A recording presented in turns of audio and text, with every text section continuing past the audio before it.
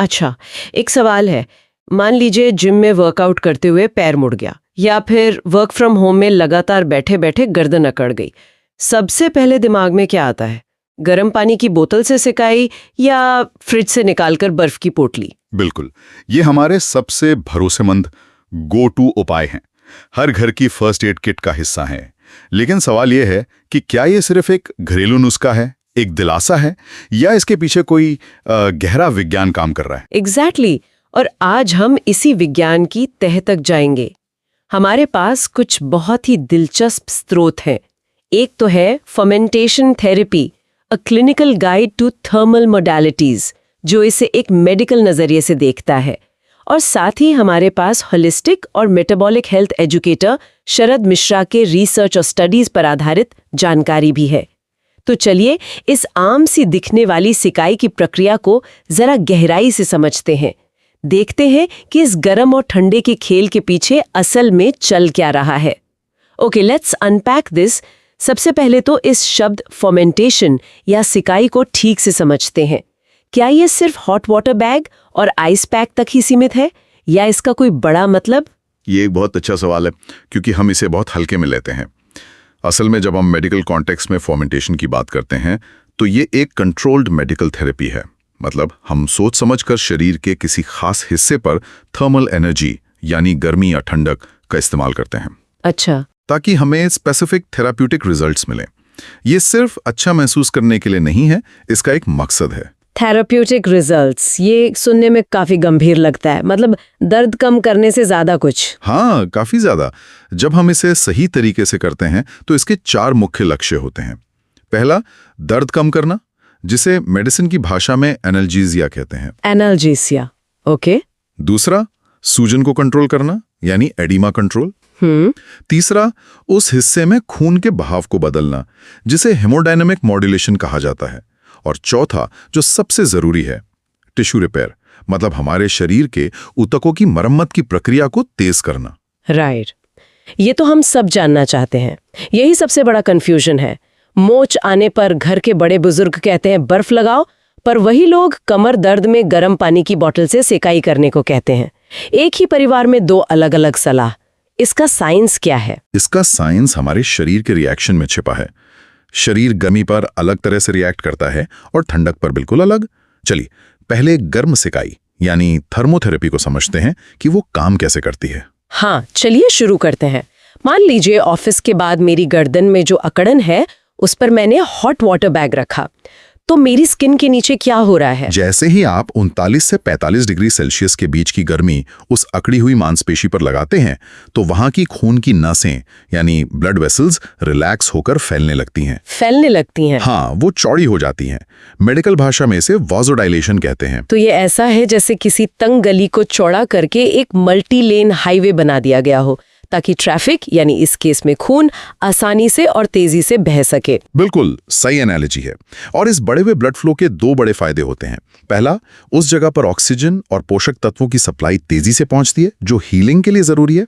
दूसरा, वो उस जगह पर जमा हुए लैक्टिक एसिड जैसे मेटाबॉलिक वेस्ट प्रोडक्ट्स को फ्लश आउट कर देता है।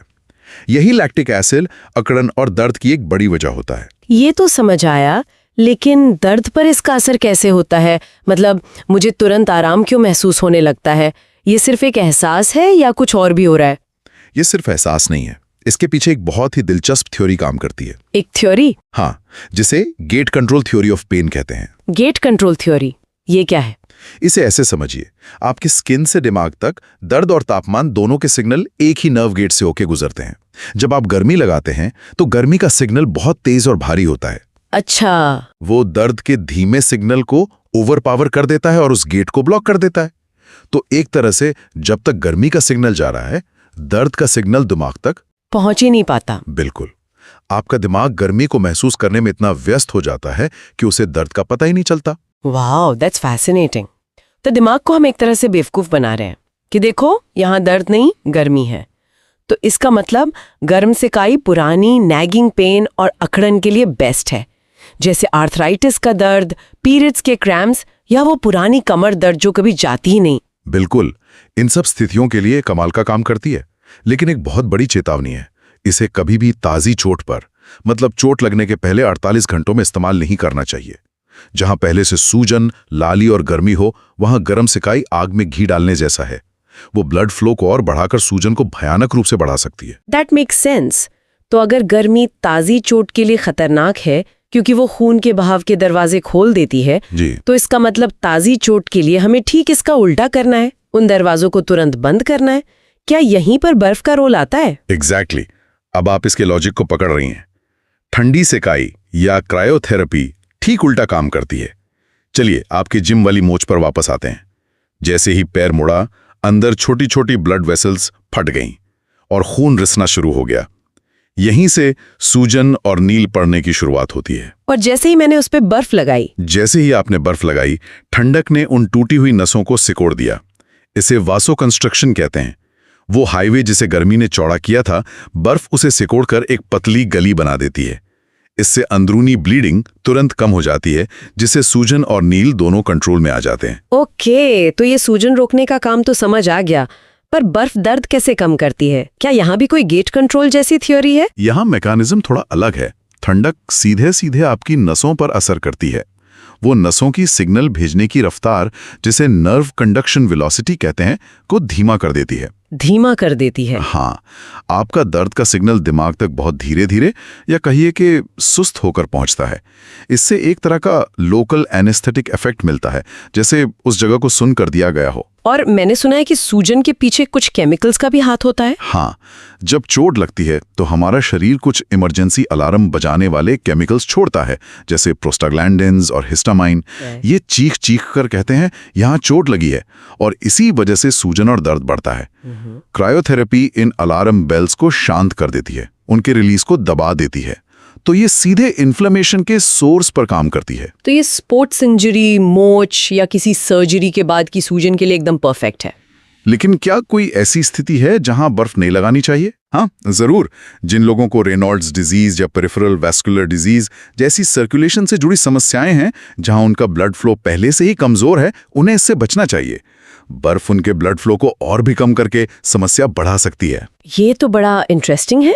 हमने समझ लिया कि गर्म कब और ठंडा कब, लेकिन मैंने सुना है और कुछ फिजियोथेरेपिस्ट्स को ऐसा करते देखा भी है कि वो गर्म और ठंडा बारी बारी से इस्तेमाल करते हैं। ये तो बड़ा कंफ्यूजिंग है। ये तो ऐसा हुआ जैसे आप एक ही साथ गाड़ी का एक्सेलरेटर और ब्रेक दोनों दबा रहे हो। इसका क्या फायदा हो सकता है? आपका सवाल बहुत अच्छा है, क्योंकि ये सुनने में वाकई काउंटर इंट्यूटिव लगता है। इस तकनीक को कॉन्ट्रास्ट फर्मेंटेशन कहते हैं, और ये बहुत ही पावरफुल है। इसमें हम आमतौर पर 3.1 या 4.1 के अनुपात में गर्म और ठंडे को ऑल्टरनेट करते हैं। मतलब 3 मिनट्स गर्म सिकाई तो 1 मिनट ठंडी सिकाई, और इस साइकिल को कई बार दोहराते हैं। पर इससे शरीर में होता क्या है? एक पल में नसें फैल रही हैं, दूसरे ही पल में सिकुड़ रही हैं। एक मैकेनिकल पंप बना रहे हैं। आपकी खून की नसें एक पंप की तरह काम करने लगती हैं। फैलना, सिकुड़ना, फैलना, सिकुड़ना। एक वैस्कुलर पंप जैसा। तो ये पंप कर क्या रहा है?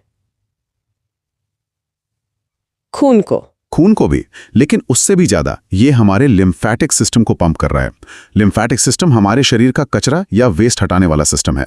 जब चोट पुरानी हो जाती है या सूजन बहुत जिद्दी हो जाती है, तो वहां पर फ्लूइड जमा हो जाता है जो निकलता नहीं है।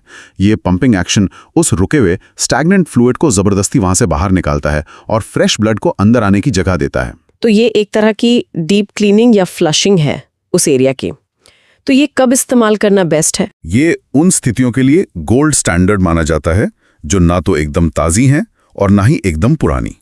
जैसे चोट लगने के 48 घंटे बाद की सूजन जो कम नहीं हो रही हो, या जोड़ों की अकड़न जहां मूवमेंट वापस लानी है। ये हीलिंग के स्टक फेस से बाहर निकालने में मदद करता है। So what does this all mean? मतलब ये सारी तकनीकें तो अपनी जगह हैं, पर ज्यादातर लोग जब दर्द में होते हैं तो वो कोई पेन किलर भी खा रहे होते हैं। क्या सेकाई का दवाओं के साथ भी कोई रिश्ता है? यहां पर फर्मेंटेशन एक फोर्स मल्टीप्लायर की तरह काम करता है। Force multiplier? रुकिए, क्या आप ये कह रहे हैं कि सेकाई करने से मेरी पेन किलर दवा ज्यादा असरदार हो सकती है? मतलब मुझे उसी डोज से ज्यादा आराम मिल सकता है? एग्जैक्टली। इसे ऐसे सोचिए, आपका ब्लड स्ट्रीम आपकी खाई हुई दवा के लिए डिलीवरी हाईवे है। गरम सेकाई उस हाईवे को चौड़ा कर देती है, मतलब वैज़ोडाइलेशन, जिससे दवा चोट वाली जगह पर ज्यादा तेजी से और ज्यादा कॉन्सेंट्रेशन में पहुंचती है। तो दवा जहां असर करने के लिए बनी है वो वहां बेहतर तरीके से पहुंच पाती है। ये तो कमाल है। और उन क्रीम्स या जेल का क्या, जो हम सीधे दर्द वाली जगह पर लगाते हैं, क्या उन पर भी कोई असर होता है? बिल्कुल। किसी भी दर्द की क्रीम या मरहम को लगाने से ठीक पहले अगर आप 5-7 मिनट हल्की गर्म सिकाई कर लें तो आपकी त्वचा के पोर्स खुल जाते हैं और स्किन की परमिएबिलिटी यानी सोखने की क्षमता बढ़ जाती है। दवा स्किन के अंदर ज्यादा गहराई तक और बेहतर तरीके से अब्जॉर्ब होती है, जिससे उसका असर कई गुना बढ़ जाता है। ये सारी जानकारी बहुत यूजफुल है। विज्ञान तो समझ आ गया, पर अब बात करते हैं असलियत की। घर पे इसे सुरक्षित तरीके से कैसे किया जाए, क्योंकि मुझे यकीन है कि हम सब ने कभी ना कभी इसमें कोई ना कोई गलती जरूर की है। और समय गर्म सिकाई 40 से 45 डिग्री सेल्सियस से ज्यादा गर्म नहीं होनी चाहिए और 15-20 मिनट से ज्यादा नहीं करनी चाहिए। ठंडी सिकाई के लिए 10 से 15 मिनट काफी हैं। और वो जो हम अक्सर करते हैं, सीधे फ्रिज से बर्फ निकालकर स्किन पे रगड़ने लगते हैं, वो सबसे बड़ी गलतियों में से एक है। Barrier is a must. आपकी त्वचा और हीट या कोल्ड पैक के बीच हमेशा एक पतला तौलिया या कपड़ा होना चाहिए।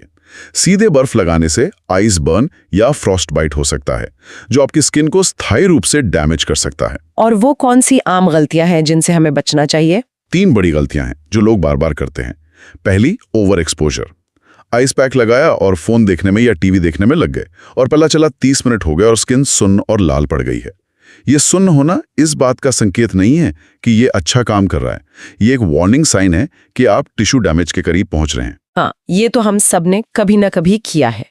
और दूसरी गलती है पुअर टाइमिंग, जिसके बारे में हमने बात की। ताजी सूजी हुई चोट पर बेचैनी में गर्म सिकाई कर लेना, ये सबसे आम गलती है जो सूजन को और बिगाड़ देती है और हीलिंग को हफ्तों पीछे धकेल सकती है। याद रखें, पहले 48 घंटे सिर्फ ठंडा। और तीसरी और शायद सबसे खतरनाक गलती है नेग्लेक्टिंग सेंसेशन, यानी शरीर के उन हिस्सों पर सेकाई करना जहां महसूस करने की क्षमता कम हो। जैसे डायबिटिक न्यूरोपैथी के मरीजों के पैरों में अक्सर सेंसेशन कम हो जाता है। अगर वो बिना निगरानी के बहुत गर्म या बहुत ठंडा पैक लगा लें तो उनकी त्वचा जल सकती है या फ्रॉस्ट बाइट हो सकता है और उन्हें पता भी नहीं चलेगा जब तक कि गंभीर नुकसान ना हो जाए। तो आज की इस चर्चा से एक बात तो शीशे की तरह साफ है, फर्मेंटेशन यानी सेकाई सिर्फ एक दादी नानी का नुस्खा या दिलासा नहीं है। ये एक सोफिस्टिकेटेड फिजियोलॉजिकल इंटरवेंशन है, एक पूरा विज्ञान है जो अगर सही तरीके से, सही समय पर और सही तकनीक से इस्तेमाल किया जाए तो हमारे शरीर के नेचुरल हीलिंग प्रोसेस को जबरदस्त तरीके से तेज कर सकता है। बिल्कुल, ये पारंपरिक देखभाल और आधुनिक रिहैबिलिटेशन के बीच एक बहुत शक्तिशाली पुल का काम करता है। जब हम इसके पीछे के क्यों और कैसे को समझ जाते हैं तो ये एक सरल उपाय से एक शक्तिशाली उपकरण बन जाता है जो सही तरीके से इस्तेमाल करने पर दवाओं पर हमारी निर्भरता को भी कम कर सकता है। और ये सोचने पर मजबूर करता है, जब गर्मी और ठंडक जैसी साधारण चीजें हमारे शरीर के सर्कुलेशन, सूजन और दर्द के सिग्नल्स को इतने शक्तिशाली तरीके से कंट्रोल कर सकती हैं, तो ऐसी और कौन सी सरल बिना दवा वाली तकनीकें हो सकती हैं जिन्हें हम अपनी रोजमर्रा की सेहत में शायद नजरअंदाज कर रहे हैं, बस इसलिए क्योंकि हम उनके पीछे के विज्ञान को नहीं जानते।